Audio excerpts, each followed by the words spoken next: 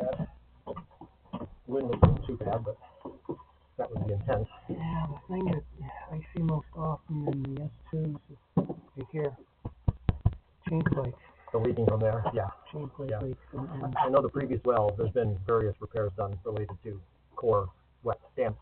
And I know that the previous owner peeled this back, you know, and they found water in there, drilled a whole bunch of holes, cleaned it all out, they put that stuff in there.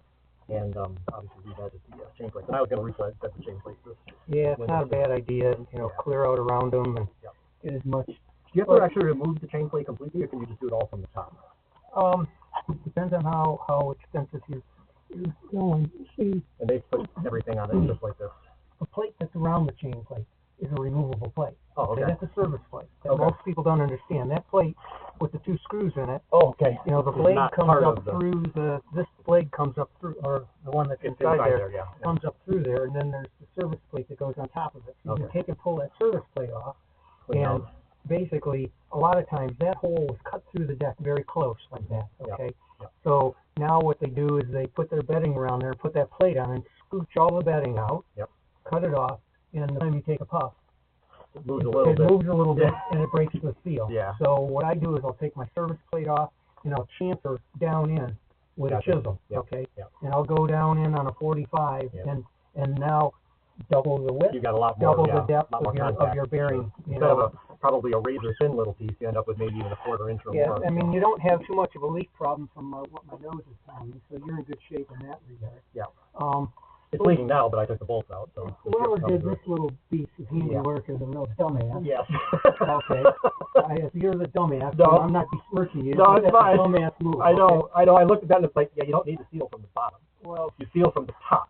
You know, and that's white silicone. I know there's clear silicone up on deck, and then plus, as we know, 42 or 5200. 5200 is forever shit. I know. It's like they basically put everything on there to try to get it to stop leaking. It's like, okay, well maybe what you're doing is wrong. It's not the matter of the product.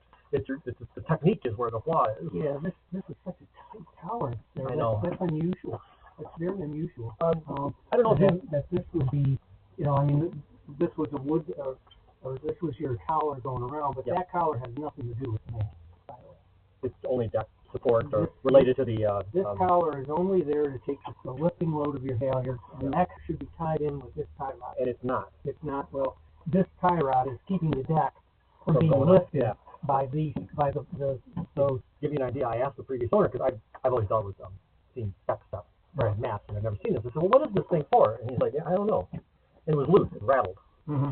And so I did a quick Google search, like, oh, it's a panting rod, and it's a deck down. I said, okay, I get the theory of what's going on there. Yeah, it is not attached to these plates, and to me, it makes sense that it should be attached to those plates. Like, there's a piece missing, It should, but you know, the reality of it is, just as long as that this isn't sinking into the deck, then you're doing the job it's supposed to do, because the load is on, you know, is around the perimeter there, and it is a lifting load. Yeah.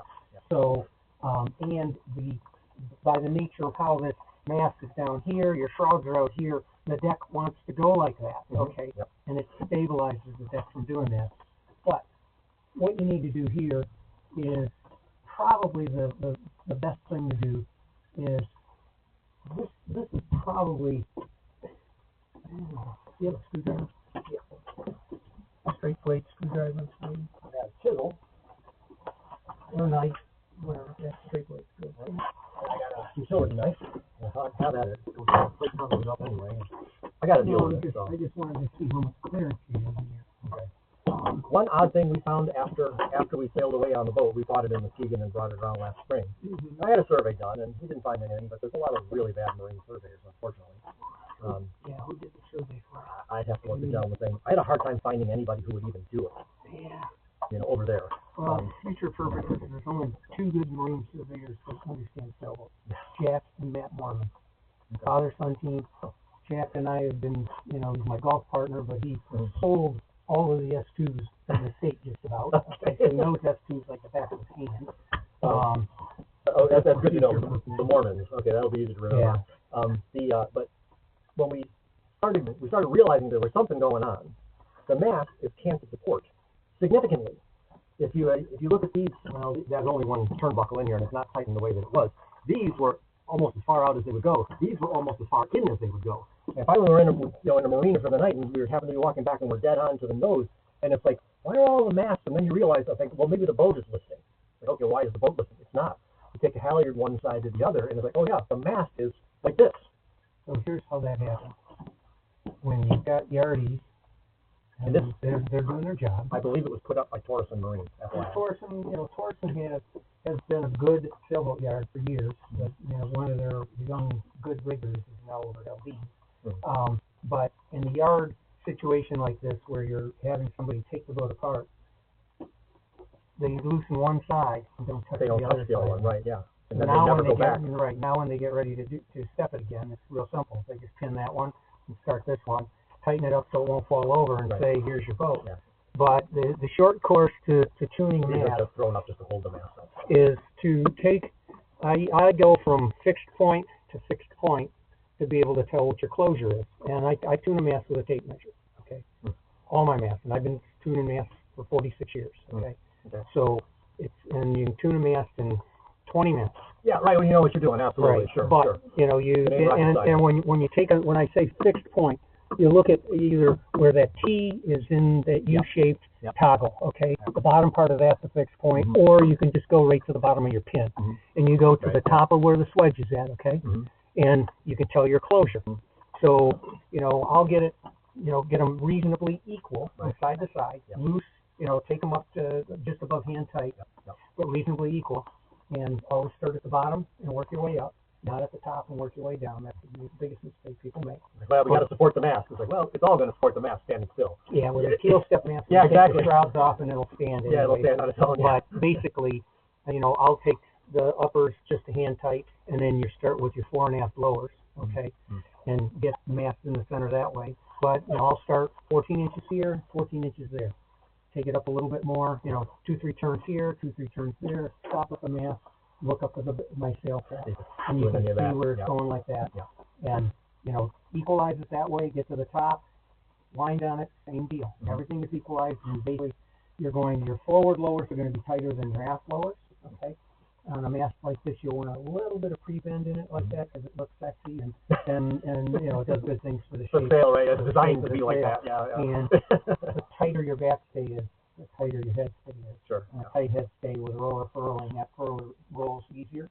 And the first, if you have an adjustable backstay, the first reef is the backstay tightening. Because what happens is your furler starts to sag like that, and it induces draft into that sail. That draft gives you more healing moment, so it's all, like a domino effect. So if it starts to flow, the first thing you do, it'll flatten the jib, and it'll also, these are stumpy masts, not stumpy as in negative, but not bendy like a racing rig. Right, yeah. As you go like this, the mainsail goes like that too. Okay, flattens the mainsail. It tightens the head stay, flattens the head stay, flattens the mainsail. So that's your first reef. Okay, so basically, that's how you tune the rig. I take and just get a good tight backstay to begin with. Quite tight. So I get a good tight head stay. But that's how I square the mast side to side with the tape measure. They clearly just totally blew it. So what I think you're going to have to do here, you don't have a lot of room to work down here, unfortunately. Right. I'm going to check up there. I was going to get that plate off so I can see where the fiberglass is. And over to Mike's Marine Supply and buy yourself a couple of those new not Sharpies, but they're razor knives that are like orange handles, and they'll have a razor that will project out. Kind of like what I would call a carpet knife. Yeah. They use these ones with these funny, really long blades on them. Well, it's a projectable. It's a snap-off knife. Okay. Oh, okay. They have them right on the countertop over at the main store. All right.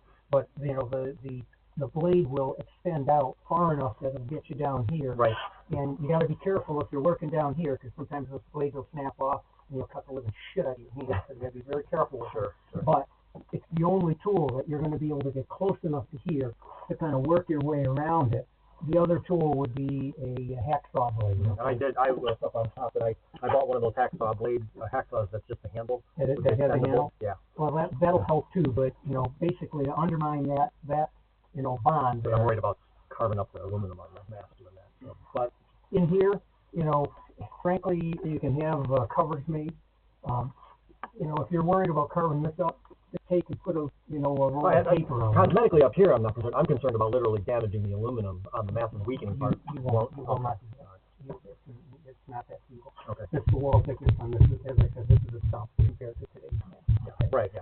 Okay. So, you know, and you'll end up with a blade that you can work around that way, and you can probably even get it in here and work it around. But there is a little bit more room here than what meets the eye. Okay. So, basically, that's what you're going to have to do. And then it's a patience game, and that's why I say buy yourself 2 or 3 of those things. They're only a couple bucks a piece, and it's always good to have in your toolbox anyways, and just work your way around it. And on the outside here, if you can get 2 sides, in other words, the outer perimeter and the inner fit with this. Yep.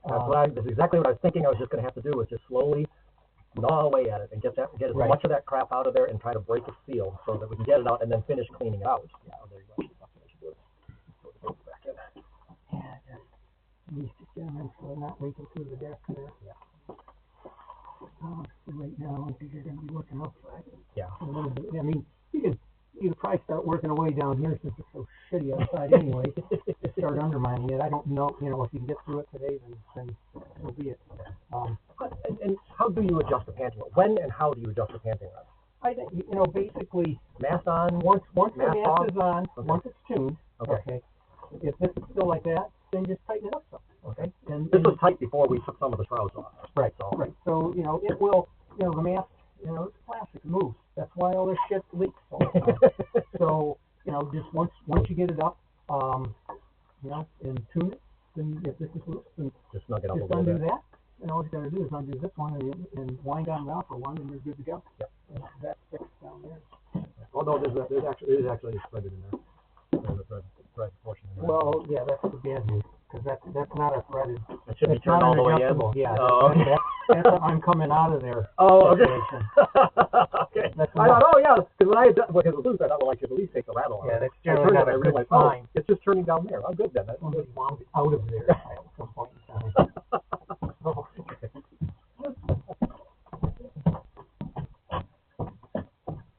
Well, it was turning, but it can't come out of there very far.